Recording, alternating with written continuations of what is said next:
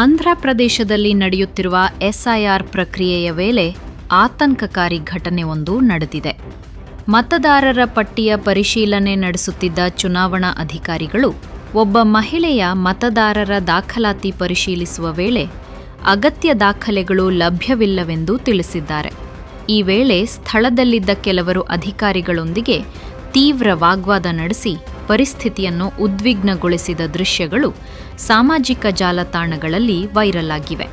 ಅಧಿಕಾರಿಗಳ ಕರ್ತವ್ಯಕ್ಕೆ ಅಡ್ಡಿಪಡಿಸಿ ಅವರ ಮೇಲೆ ಗುಂಪು ಆಕ್ರೋಶ ವ್ಯಕ್ತಪಡಿಸಿರುವುದು ಕಂಡುಬಂದಿದೆ. ಪ್ರಜಾಪ್ರಭುತ್ವದಲ್ಲಿ ಚುನಾವಣಾ ಪ್ರಕ್ರಿಯೆ ಮತ್ತು ಸಂವಿಧಾನದ ನಿಯಮಗಳನ್ನು ಗೌರವಿಸುವುದು ಪ್ರತಿಯೊಬ್ಬ ನಾಗರಿಕನ ಜವಾಬ್ದಾರಿಯಾಗಿದೆ. ಯಾವುದೇ ಭಿನ್ನಾಭಿಪ್ರಾಯಗಳಿದ್ದರೂ ಅವುಗಳನ್ನು ಕಾನೂನುಬದ್ಧ ಹಾಗೂ ಶಾಂತಿಯುತ ಮಾರ್ಗದಲ್ಲೇ ವ್ಯಕ್ತಪಡಿಸಬೇಕು ಎಂದು ತಜ್ಞರು ಅಭಿಪ್ರಾಯ ವ್ಯಕ್ತಪಡಿಸಿದ್ದಾರೆ.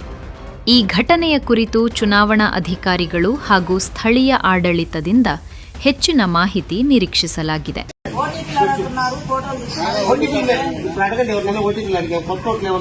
ఫోటోలు